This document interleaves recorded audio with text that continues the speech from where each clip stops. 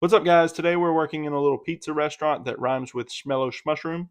We're installing some isolation valves for the bathrooms. There was a dentist office in the same building and they needed their water on by a certain time. So we installed these isolation valves to allow us to work on the bathrooms and get the water back onto that dentist office. Every time they would flush a toilet in these bathrooms or the urinal, there would be a loud banging noise and the pipes would just go crazy.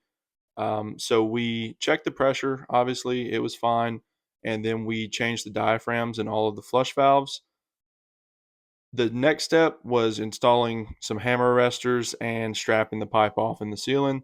That was really the next step in our process, kind of the last option that we had to offer.